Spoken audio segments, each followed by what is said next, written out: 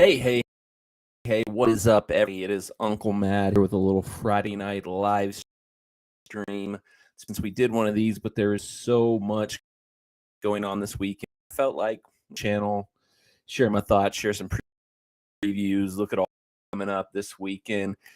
Tomorrow, WWE Clash at the Castle. We've Nashville SC hosting Austin FC. Hey, we've got Manchester United versus Arsenal. And Sunday night, capper of the weekend, AEW All Out. Even to mention that we've got college football going on all weekend long. It's going on right now. Week 0 last week, a little bit, but it's a great time to be around. It's a great time. Sports and sports entertainment. Let's not delay any further. Let's start talking about the big event of the weekend tomorrow at noon. Live from Cardiff, Wales, WWE will be presenting Clash at the Castle. Now, if you look at the card, it's not a card that would necessarily excite me that much outside of maybe the main event. But the fact that for the first time in 1992's Summer Stadium, WWE is finally in a major pay-per-view out of the United Kingdom, that's pretty cool. It's going to be exciting to see how they set up the stadium there. Stadium shows have always been for WWE because they kind of change from their normal stuff with the stage set up, with the extra kind of pomp and circumstance that goes with it. It's one of the things I kind of think AEW has missed the boat. Definitely been a few events they've put on that they maybe could have tested the waters on going into a stadium for, and they haven't really, I don't know if they haven't got the nerve up to do it yet, or if they don't know it's too thin quite yet or what, but something I definitely think AEW should be looking into doing on the Arthur Ashe Stadium shows, but that's a very, not exactly a full soccer stadiums. I think would be a good hit for them. Geodis Park, you're not looking to fill 60, 70,000 seat stadium like a football stadium. 30,000 people for a hot AEW could pull that off, but not something that they've done so far. But WWE is pushing to do more of these types. We just had SummerSlam here in Nashville a month ago. They tried to run the stadium in Vegas for Money in the Bank, and they didn't sell too good, so they moved it to the arena. But nonetheless, they're continuing to try to do it. Next one up is Clash at the Castle, live from Cardiff, Wales. Interesting. Obviously, one of the reasons they're doing this now after having not 1992 is with the way they made their deal with Peacock, where they sold all the rights to Peacock. They no longer have to worry about things like, do we put our paper prime time, or do we make sure they're at a time where people are going to watch? They can put them on in the middle of the afternoon. You've seen this the last few years with the Saudi shows where they got paid so much money to go over there. They didn't care what time or what day they came. And now, similarly with the Peacock deal, what time they're on, they don't care if it's the middle of the day, Saturday for their typical viewings. They're getting paid the same or what they do, so they can test the waters and do things like this. I think it's kind of cool for the audience because, gets to watch a fun WWE in an interesting environment day Saturday, and then you got the whole rest of the day to do whatever, which for me will also include going to the Nashville night against Austin FC. Let's go through the Castle card. As I mentioned, nothing that I'm going to find over, but the main event for sure is definitely got me intrigued a little bit. We'll go from the bottom to the top. We have Edge with Dominic Mysterio taking on the Judgment Day, Finn Balor and Damian Ripley. I feel like this match has happened on TV already. I don't know. This card in general feels almost more like a house show card. That's similar to what they've done with the Saudi shows, is they've put on somewhat of an elevated house show more than like a big time pay-per-view. So some of these feel that way. I feel like they've already done versions of this match on TV as it is. Edge and Rey Mysterio coming back, but it looks like eventually they're done with Dominic. They've been teasing forever that Dominic might turn on Rey Mysterio and join the Judgment Day. Maybe he gets a little jealous over Edge, kind of spot in the tag team with his dad, something there. So could see this being something where Dominic didn't cost Edge and Rey the match to kind of further build towards turn. Yeah, so I'll go with Judgment Day there in that match. Next one up in the title match. This match should be insane. Very brutal. Gunther, former Walter, the Intercontinental Champion, defending against my favorite wrestler in the world that there is. The star of the show. I mean, this should be the main event in my mind versus Sheamus. This is going to be an awesome match. two brutal guys, the living crap out of each other. They're coming out bruised, broken. It's very entertaining. I expect Gunther to retain because they're kind of building something with him. Sheamus is one of those guys on the roster who's a made man. They can kind of him at any time. As much as I want to see him get that Intercontinental, as much as I want to see Sheamus get that Intercontinental, I think it stays with Gunther. Sheamus has been teasing, though, that the Intercontinental title is the one title in WWE he is yet. So, I mean, there's a storyline reason why you might want to put him over, but I think they're going to keep Gunther hot and keep him rolling on his way to bigger things. Now, sadly, my boy Sheamus, I don't see him getting it done tomorrow night. Then we've got Noel versus Seth freaking Rollins. This match is interesting. This is a match that kind of follows where I think once again, because WWE doesn't have to throw it into the pay-per-views, or is there now calling them premium live events now, but they get a flat rate for every event, no matter how many people watch it, no matter, they don't have to worry about pay-per-view, they don't have to worry about network subscriptions anymore because Peacock money, it's all in the bag already, so they can kind of matches around, move stuff from one show to another. They don't have to load up every single live event like maybe they used to have to do in the pay-per-view era. This match is an example of this. This was originally seemingly lined up for SummerSlam. I was looking for it to be a really entertaining match at the Nissan Stadium, but they ran an injury angle with Matt with the heat more. I think it's worked out good, though, because the last few promos, the last few build, really heated this match up. I mean, both really great wrestlers are going to have a great match.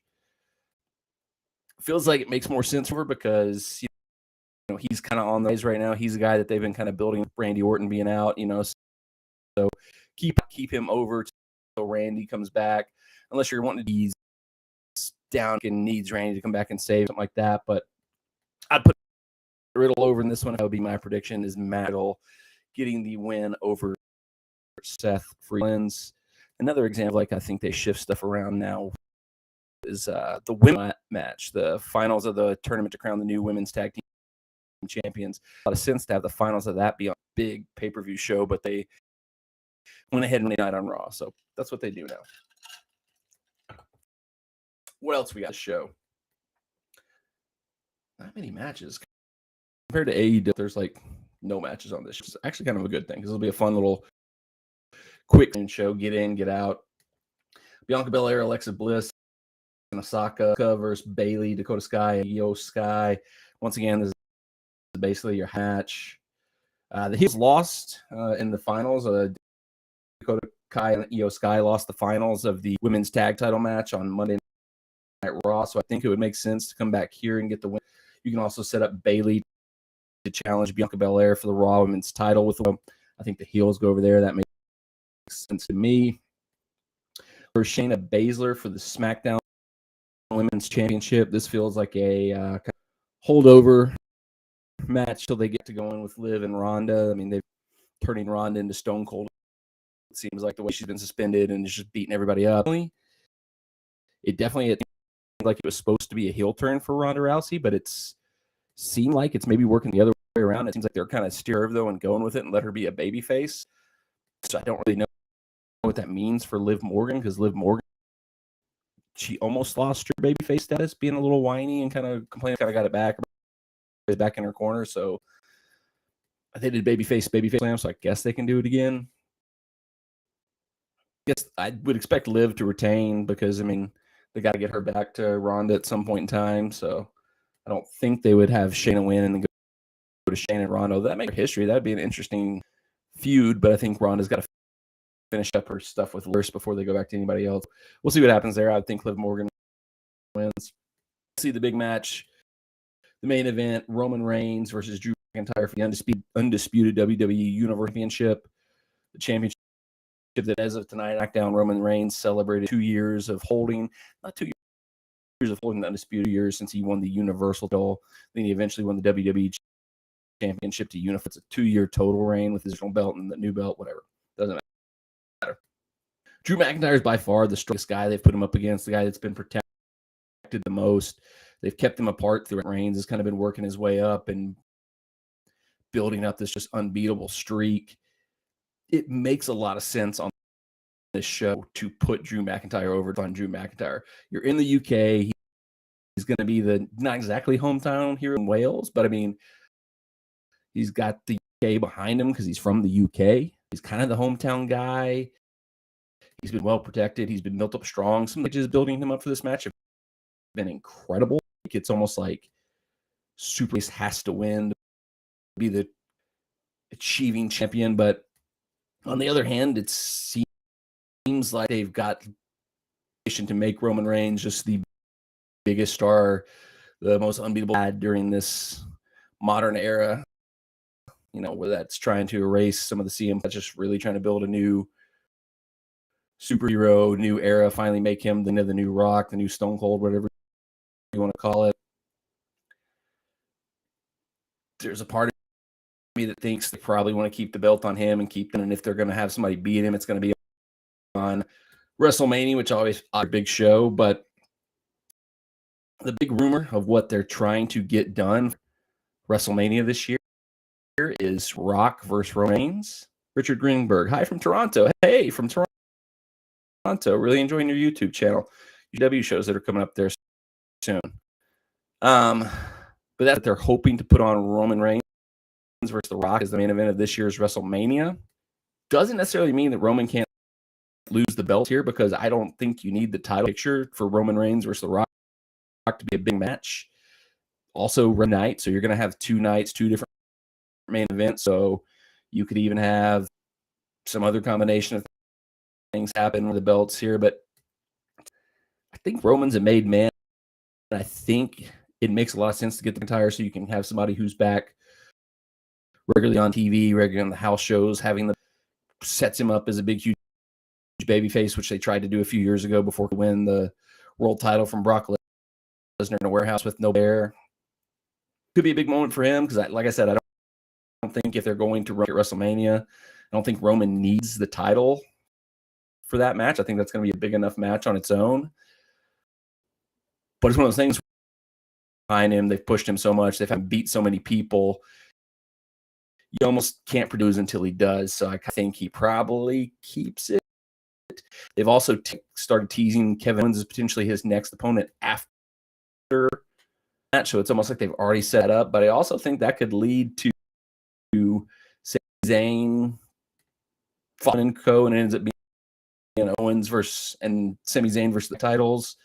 And Roman's kind of the side piece of that whole thing. Richard mentioned nice to see Trish Stratus back. And if we could all edge like Trish Stratus, we should be so lucky. I mean, it's me. She's still looking $1,000,000. She still looks like she could wrestle and work circles around the roster right now. So we could all only be so lucky to age like Trish Stratus has, by Richard on that one.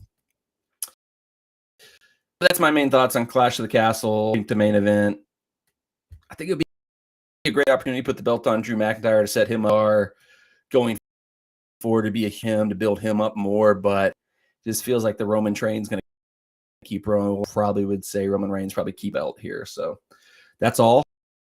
That's it for Castle. The next thing we got after Clash of the Castle, Saturday night, I'm going to this part for Nashville SC hosting Austin FC. Huge match for the boys in gold. They stuff together. They've been rolling the last few matches after a really rough, but it doesn't get any easier now. Austin, one of the top teams in the West, a team that is just all season long, comes in. It's a matchup of 2 of the top MVPs in Hani Mukhtar from Nashville SC. I can't name off the top of my head from Austin FC. I've said this before. This is very true of Austin now. I don't watch enough MLS outside of Nashville SC. That is not something that has creeped its way into my fandom yet, is to start observing more of just outside of Nashville SC. It's one of the things I'm excited about for the Apple TV deal coming. Everything's going to be all in one place. Everything's going to be available. The goal whip around chat that kind of recaps the whole league, everything that happens, the set schedule every Wednesday night, every Sunday night, I believe is what it's set to be. I'm looking forward to having that opportunity to kind of be able to absorb more of the league. Because honestly, I know they've been rolling all season. I know they've been near the top of the table for most of the season. I know they got a player who candidate. I don't know his name off the top of my head, and I don't know much else about Austin FC for that. And I should. I want to know more about the league. I want to know what Nashville FC is getting into. I want to bring into the table. So I like being a knowledgeable fan. I like thinking that I know, because even though I'm wrong like 90% of the time, it's always nice to think you know what you're doing. Yeah, TFC just blew their game against LA Galaxy. Hope you guys. That's the thing. The schedule for Nashville SC down the stretch here is going to be insanely tough. And twice we've got Galaxy, and then we've also got LAFC and a few other little tough matches down this last little stretch here. Although I got to say to Richard, Toronto FC, completely different team since they brought in their summer signings. If they'd had them the whole season, Toronto probably fighting for a top spot in the East right now. Because, I mean, when they came in here, they just blew the doors off us. We got a few goals to keep it respectable, but Insigne and Bernaducci and even Michael Bradley a little bit just ran right through Nashville SC when they came down here a month or so ago. But I like where we're at with Nashville form they're in. I promise if he scored another goal, I'd learn to say his name. I haven't done it, but I've got it here so that I can pronounce it correctly. My new favorite player, Jacob Schaffelberg, which Richard, that's a thank you for us from Toronto FC. He's not like the most spectacular player in the world. He's not a crazy super. When he signed, it was almost kind of under the radar. Brought him in on loan, but I think he's been a good fit for Nashville. Just has a dynamic to his game that we don't really have. That kind of true burner on the wing who's just going to run up and down the field on the wide areas and just tear up the sideline and puts us in and then pinch in and join the attack. Of our, quote unquote wingers are the types that like to tuck inside and almost are more like 10s. Like Muyl comes inside all the time. Leal comes inside all the time. They don't stay wide. Most of our comes from our fullbacks of it, and now with Shaq Moore coming in. So, Jacob, yeah, like you said, he likes to run. He's what we have. He's going to take players on and just go at them all day long. He's been a bright since he played so far. So, I'd like to see him in the lineup again on Saturday night at Geodis Park. I will be there. And, of course, you know what that means. There will be a game day vlog recapping all the events and all the – go back and watch the most recent one for my full food rankings. All the great local vendors available at Geodis. We'll be trying something new and different. There's the food that's amongst the local vendors that I've had on, but I didn't want to try it until I got through all the local vendors first. So there will be a new in the new vlog after tomorrow night's game. Again, I love to predict a Nashville SC win, but it feels like we're due for a little back. We're always going to be like a 3 steps forward, 2 steps back type team. Good run of form, but we got a tough team coming in. Love to say we're going to get a win, but I think a draw is likely. That's, next to no knowledge about what NFC is going to bring to the table. Leal is also in it on a yellow card, but like I said, Jacob available, so maybe he comes in and keeps his little role going. That'll be it for Saturday. I'm going to come home and crash after the match and rest up because Saturday morning I got to get up. I got to go to the Lost Patty to watch the biggest match weekend in the Premier League, in my opinion, at least. Man United Arsenal. I'm a lot more excited for this match than I probably would have been 2 weeks ago, because 2 weeks ago, Manchester United dead in the water. Should ask, are the stairs up at the stadium get easier to climb? No, they are not. I have a minor surgery earlier this week, so Wednesday, the night game, walking up those stairs, I thought I was not looking forward to trying it again tomorrow. Manchester United Arsenal. United's kind of gotten themselves turned around for a horrible start with losses against Brighton and Brentford. Ten Hag seems his ideas into the team a little bit more. He made the major changes of dropping Harry Maguire, Ronaldo, dropping Luke Shaw, and the players that he wanted. He's got them playing the way he wants them to.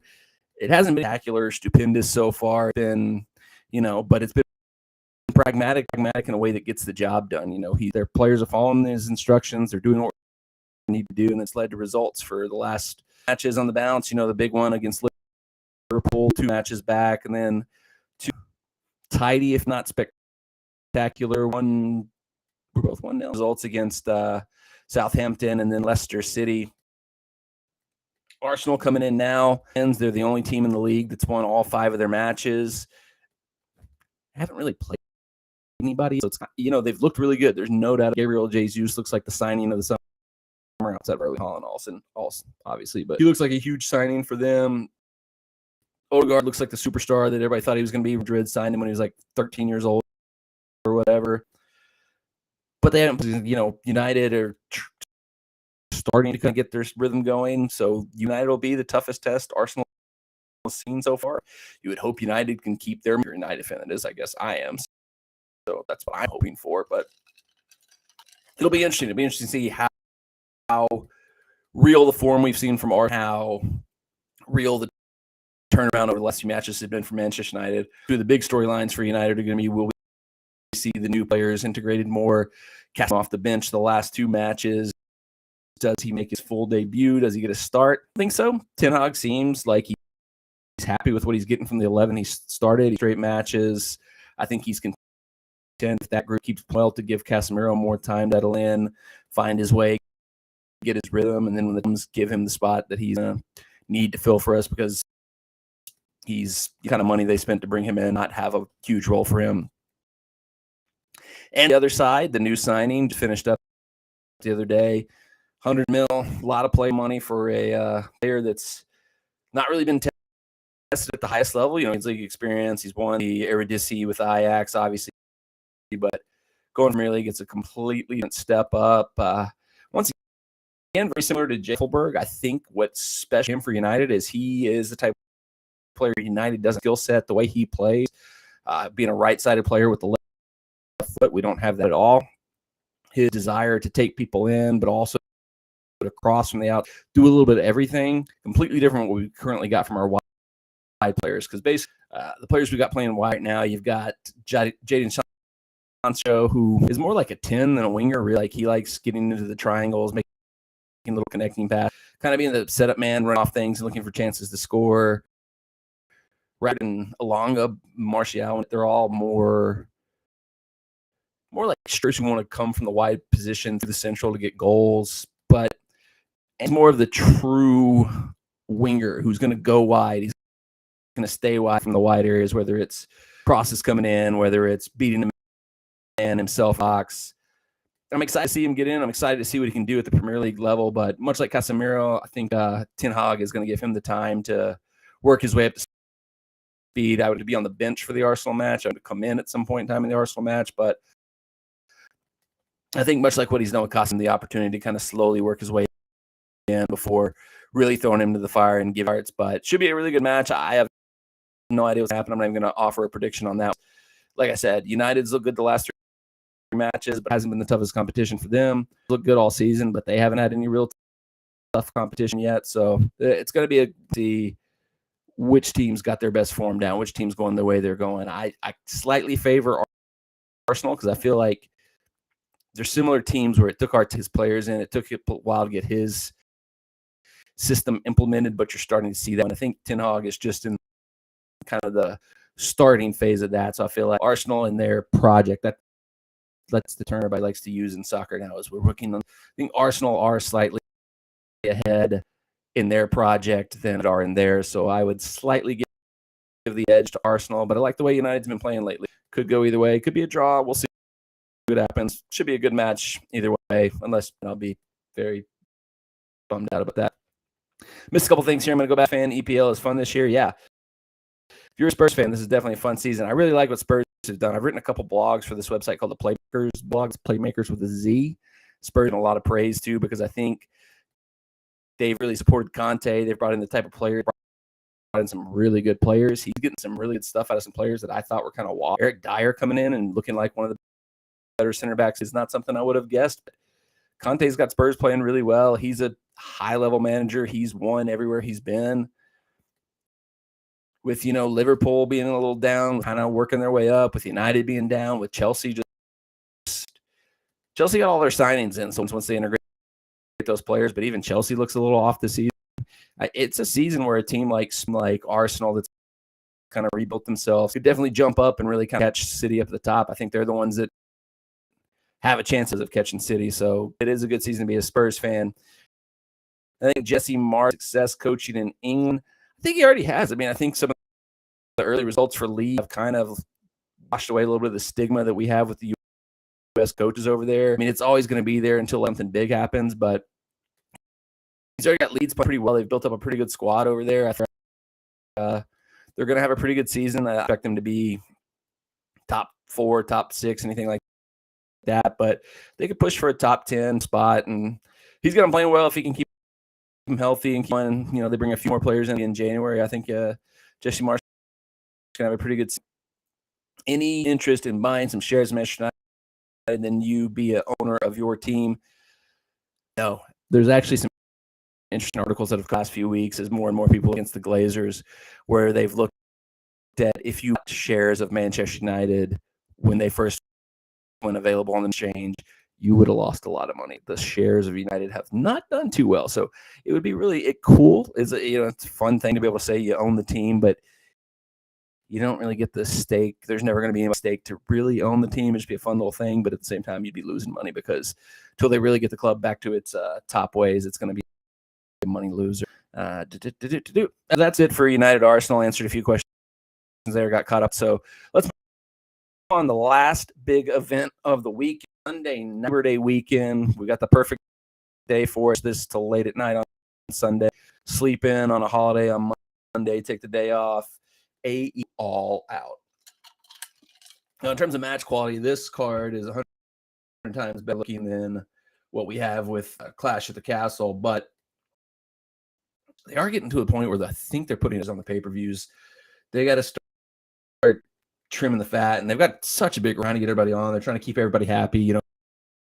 All kinds of reports coming out of it, having unhappy locker room, people upset. So I'm sure they're just trying to get everybody on, trying to keep everybody. But you go through some of these matches, and you're just kind of like, it's going to be a good match. It'll probably be entertaining, but does it need to be on this show? Probably through some of these. All right, so we got 0 Hour, which is what they're calling essentially there. Although Tony Khan said it's not a pre-show, it's its own. It's the all-out 0 Hour. Tomohiro Ishii versus Eddie Kingston. I mean, sold. That's going to be all. No idea who's going to win it. I would expect Kingston. I don't think you're going to bring Ishii in and have a guy lose the match. So I'd expect Kingston to win. But I mean, those guys are going to beat the heck out of each other. That's going to be an awesome match. That and Gunther versus Sheamus are the beat 'em up brawls of the weekend. Like AEW versus NJPW. Yeah, that was a great one. When they do the matches, they've been great. The whole Forbidden Door show was awesome. So a little bit of here with Ishii versus Kingston coming in. Now, this is what they've don't really know where they built this up. Seen in TV in the last couple of weeks. Seems like it had been built up more like on internet and like on some international shows that Pac was doing. We've got Pac All Atlantic Championship against Kip Sabian, which I didn't even know Kip Sabian was still in AEW. So good for Kip Sabian on keeping a job, but I don't think they lose Pac here. But Kip is a brand new gimmick, a kind of brand new character. So maybe you don't want to kill that off right away, a little heat, so he can beat Pac. I don't know. That one's a weird one to me. What's up, dude? Not much. I'm going to live stream. What's up with you? Hook versus Hooks. I think they got to do something different with Hook pretty soon because they're just random dudes and kill them and not talk much. It's running out of steam a little bit. I don't know, because Hook's I think definitely somebody that's meant to appeal to the younger audience with his he talk star type dude. So maybe it's just I'm not the audience for Hook or something like that. I like stuff, when he was first coming out and kind of, but it seems like it's getting a little repetitive at this to do something different. When they kind of mixed him in with Danielson, that was a little bit interesting, a little bit Chase, a little bit something different there. But now he's kind of gone back to just having one-on-one match. Probably going to squash Angelo Parker, I would expect on the show. So more of the same. I'd like to see new with him with something a little different, but for now, they're slowly building him up. They're doing what they're doing. Now we get to the main card. The main show, AEW All Out, the main card, which I have listed on the card I'm reading from here. Bryan Danielson versus Chris. Every week, the more I see Chris Jericho, the more I'm like, this dude is my wrestler. I loved him. I want to say I was early to the Chris Jericho train because he was my favorite guy in WCW when he was coming out and reading the 2004 holds, armbar. Loved him ever since. Went nuts when he debuted, interrupted The Rock in WWE. Always been one of my favorites. But the more I see him in AEW, the fact that he's still one of the best on the mic, one of the best one of the most creative and coming up with ideas to do stuff still. He's probably going against one of the best technical wrestlers, if not the best technical wrestler of all time, in Bryan Danielson. So these two guys in the ring together, it's going to be nothing killer. Feels like Danielson got to get the win here, kind of going back up. I feel like they need to get him back towards some main event stuff, set him up, because whoever comes out of the Punk, John Moxley main event that we'll talk about later, they're going to need chance. They're going to need big matches for that person. Bryan Danielson is somebody who's definitely in that category, especially because I don't think it's going to be John Moxley, but we'll get to that. So Punk versus Danielson down the line makes a lot of sense. So get Danielson a win here. The injury that laid him out for most of the summer and him back up. But this match should be great. I expect Danielson to get the win. We got the four-way for the interim AEW Women's Championship match. Storm, Britt Baker, Jamie Hayter, and Hirako Shida. Is that right at all? Hikaru Shida. Ugh. This match kind of came out of nowhere. So announced late on Dynamite that she had an injury that forced her to not be able to compete at all. So similar to what happened with CM Punk, they're running an angle where they're going to crown an interim champion. Depending on what you believe on the internet, there were reports that she was going to drop the belt away on this show to Toni Storm. Some people took that as that maybe Rosa wasn't that hurt and that she just didn't want to drop the belt. I don't think that's true, but that was the conclusion some jumped to. But if those rumors were true and Toni Storm was supposed to beat Thunder Rosa for the belt, the most logical thing would be that Toni Storm would just win this match and she was supposed to get the belt anyway. But at the same time, the women's division's lost a lot of steam since Britt lost the belt.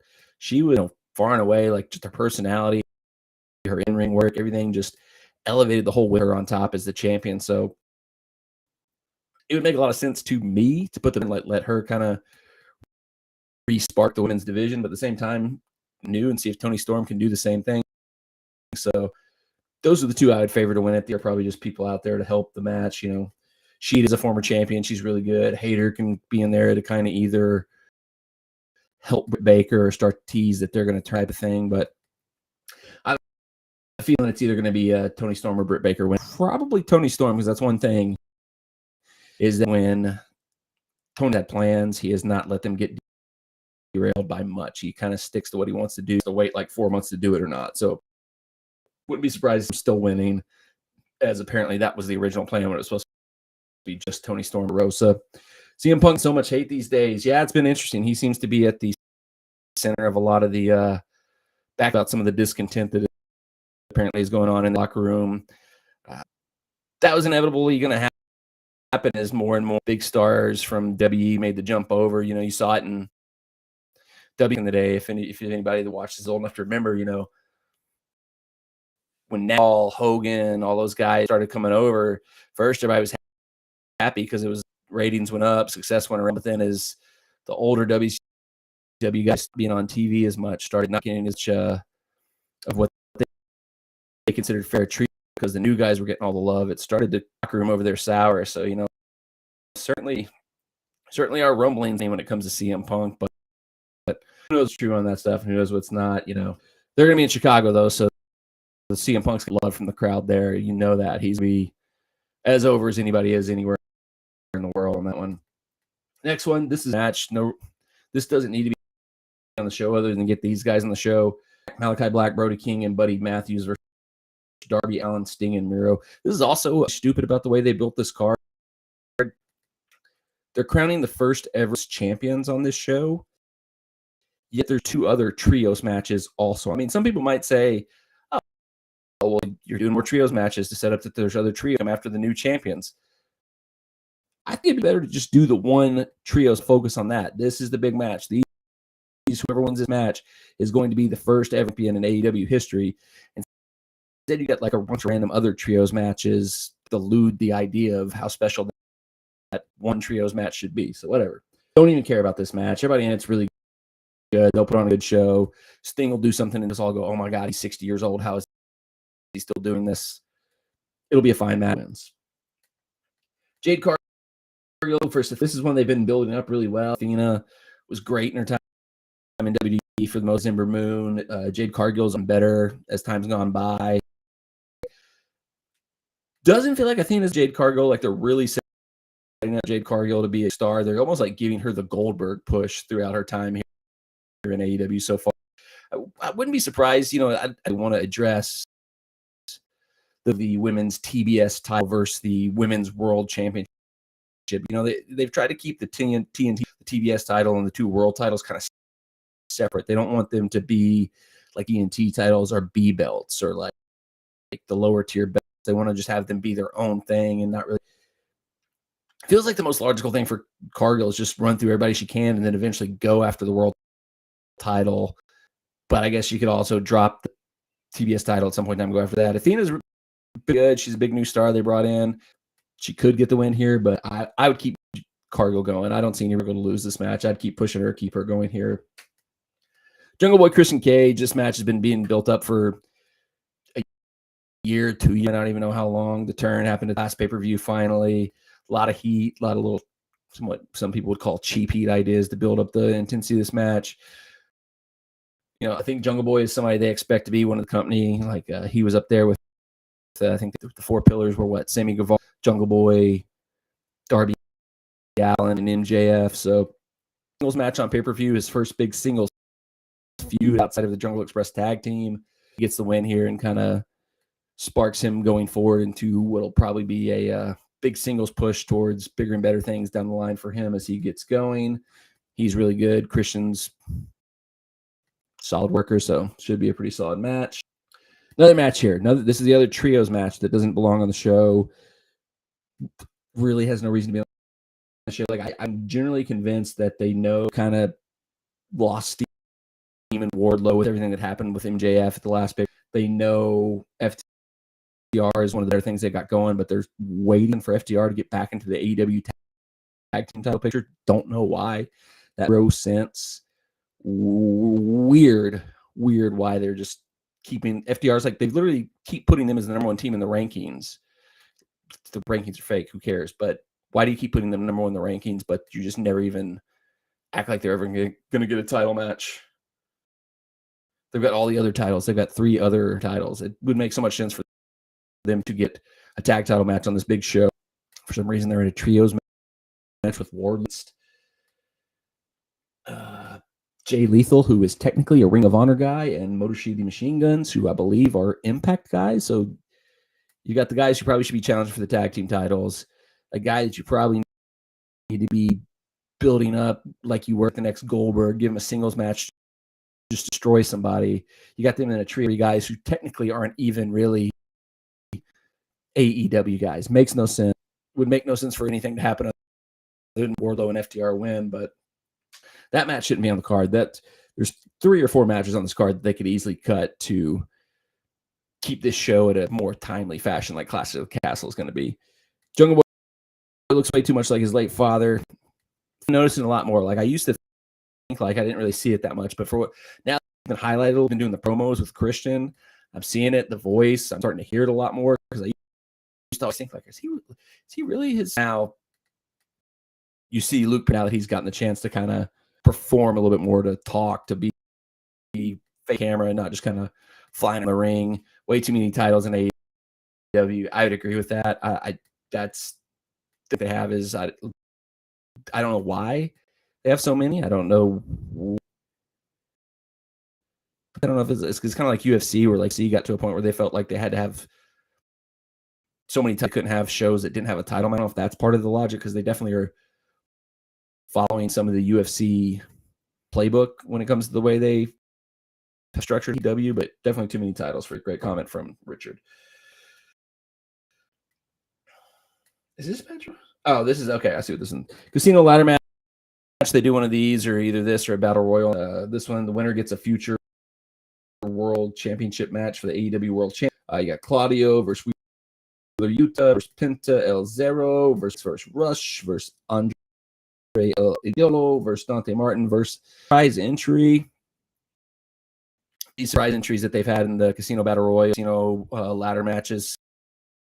Some have been big hits, some have been huge prizes, some of them have been, just kind of whatever. This is probably, I would think, somebody coming back from injury, because if you kind of look at the lay of the land, it snapped up a lot of the free agents that they had let go to Vince lose power. So there's not a whole lot of huge superstar names that are out there and available that you could see coming in as a surprise here.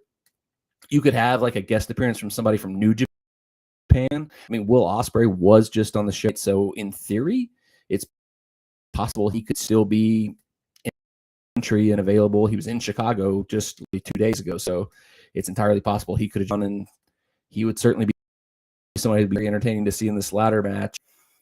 Be somebody who probably be a cool person to win and get an AEW title match down the line. He did tweet out that he's done with AEW for the foreseeable future and is excited to go back to New Japan, but that could all be just a work to throw people off the scent. Samoa Joe reportedly is coming back at any point in time soon. He'd been off filming a TV show, but he's around, so he could be the person here. MJF has to seem to be coming down, but it feels like just throwing him in a battle royal with a bunch of random guys is not the best use of his return. If I was going to bet on somebody, I'd bet probably Samoa Joe, just because he's due to return. He hasn't done anything in a while. It'd be a big match for him to come back into. I don't really know who you'd have win this match, though. Could do Claudio set up like a Ring of Honor champion versus AEW champion. Not right now, anyways. It doesn't seem the best match to set up right now. Wheeler, I don't think you could throw him out there, give him a chance to just have a match and lose. Maybe Andrade. Andrade is a guy I could see that they would want to get into a match, somewhere on TV in the next couple. So unless the prize entry is just somebody obvious that would come in and have to pick Andre for that, or Andre for that one. Swerve Our Glory was claimed for the tag team titles. Once FTR should 100% be in this match. I have no idea why they're keeping FTR away from the AEW tag team titles. It made so much sense when the Young Bucks won the tag team titles from just to build towards the huge third meeting between F and Young Bucks with FTR lead the set, trying to win their fourth tag title, and like have them have the old school Ultimate pose where they've got like 20 belts. And then for some reason, I was playing for the trios tournament, that and Kenny Omega's return, so they had to shift them out of that. But to not even use FTR, put them anywhere in the tag team title match makes no sense. They actually do anything to get this match. Like Swerve and Our Glory just came up to him backstage and went, "Hey, he's out there. You want a tag title match?" And Acclaimed were like, "You don't have to earn everything, but we'll take it."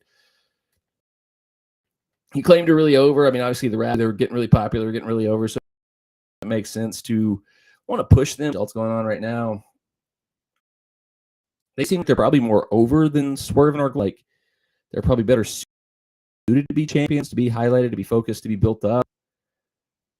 I don't know. This one, I can't wrap my head around the tag team scenario that's going on right now, because you got like a makeshift tag team as your champion, and then you've got like the Young Bucks, FTR, all these other like great legitimate tag teams. So who knows? I don't even know what's going to happen in that one. I am an old dude. My favorite wrestlers are Bruiser Brody and Stan Hansen. Best work in Japan.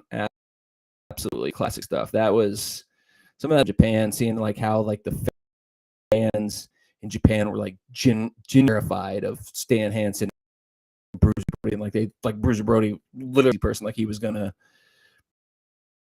tear people apart down there. So cool stuff. Kenny Omega has always seemed like a disappointment in AEW to me. He's not ever really got to the level of the best bout machine that was just ultimately electric, like the best wrestler in the world, New Japan. He was booked differently there because he was more of a still he never really played the character of the guy that was trying to have the best match in the world. And obviously, basically was out for like the last 9 months. He was injured and working through a lot of stuff. So he's back. Now he's had a chance to heal up. Maybe we'll start to get to see more of the Kenny Omega we knew from the Japan days now. That's what I'm hoping for anyway. It's definitely been interesting if you've been watching the match on Dynamite since his return. They're definitely teasing that he's working his way back up. He wore a brace when he came out, but the brace got ripped and he never got it back on. Second match, he came out without the brace. Both matches, he had like a compression shirt.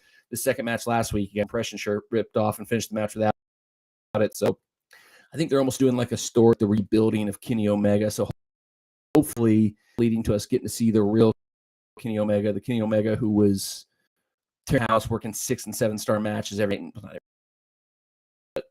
In Japan, maybe we'll finally get to see that Kenny in AEW. I think he's been really good. I think a lot of the stuff he's done has been really good, but it's just, He's been hurt, done some like he had the weird bomb match that was such a disappointment. That fit his style. He hasn't really done the matches that fit his style. There are people that he's wrestled in AEW that have been, although if you go back, the tag title match 2 years back, Kenny and Hangman versus the Young Bucks, probably the best match in AEW history, in my opinion. He's done some good stuff, but I don't think he's had between injuries and where he's been in the card and the way he's been booked as a kind of more of a scummy cheating heel than just like a heel. I don't think he's had the chance to do his best work in AEW yet. So none of him kind of building himself back up to being the best version of Kenny Omega, getting to see that version of Kenny Omega.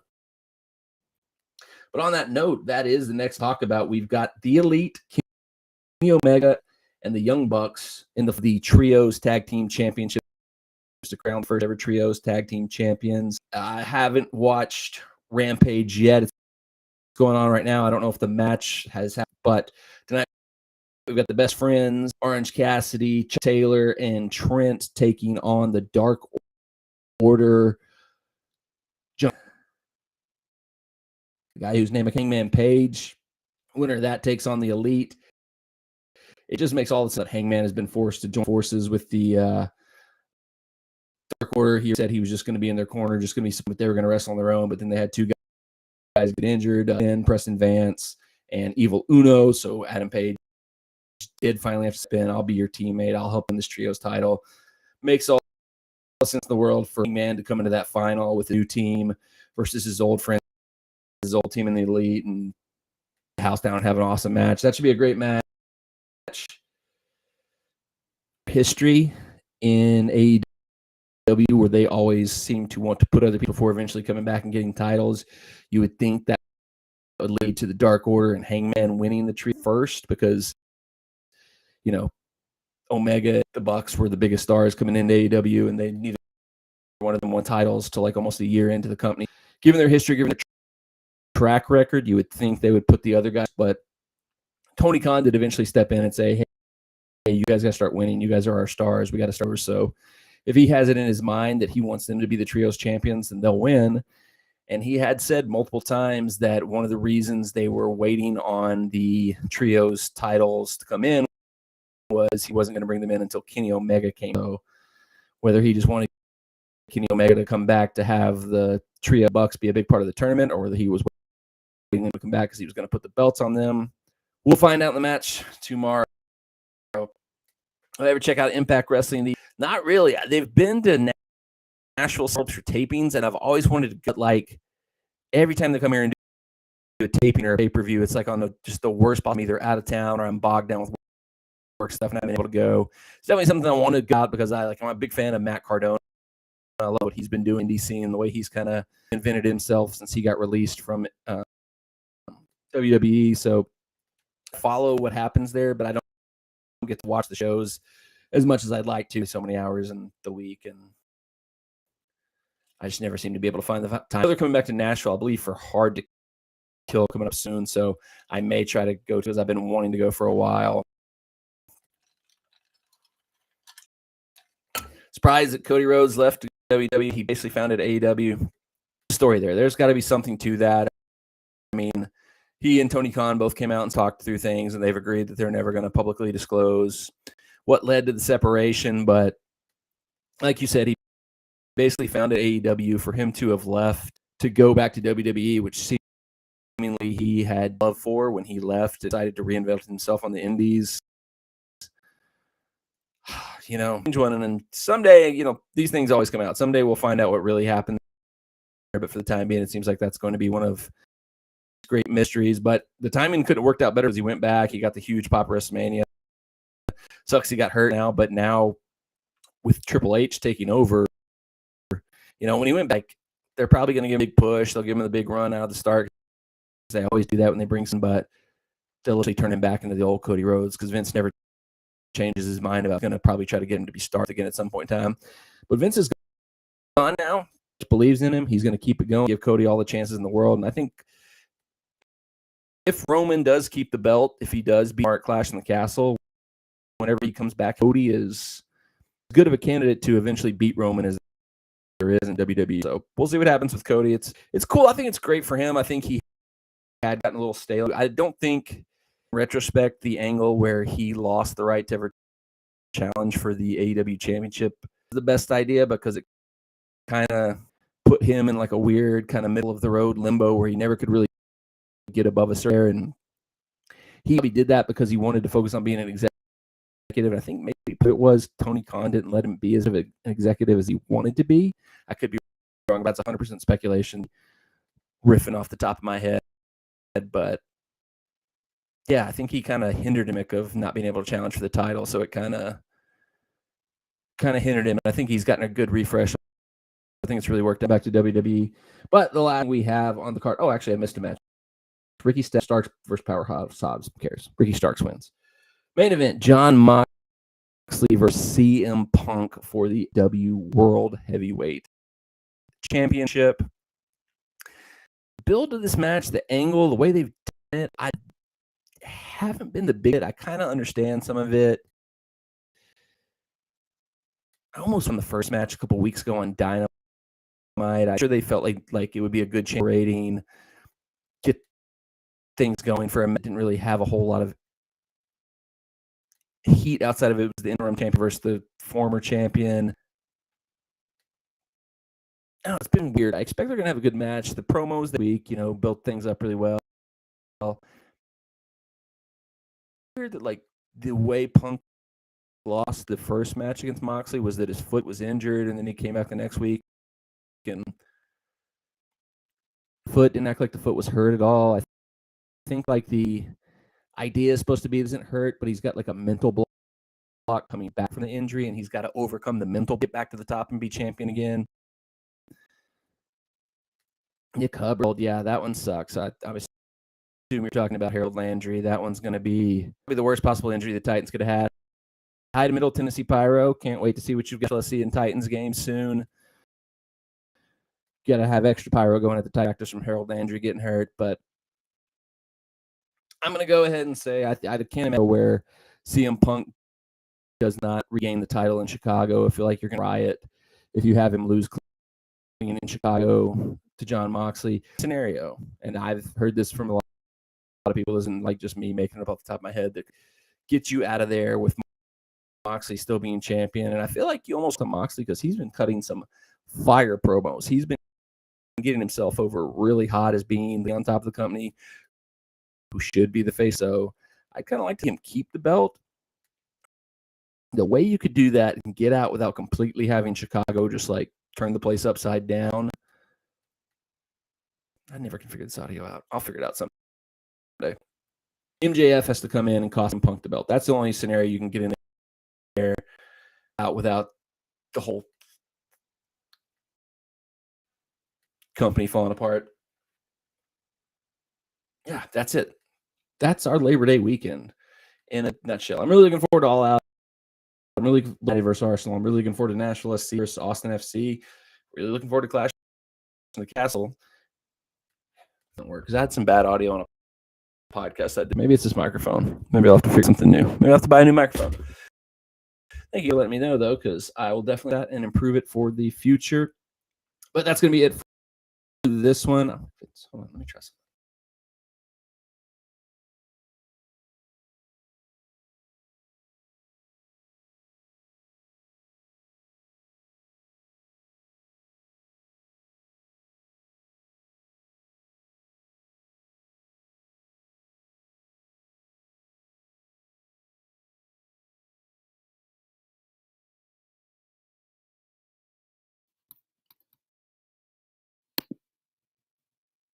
All right, I just unplugged this mic, so we're just going to go.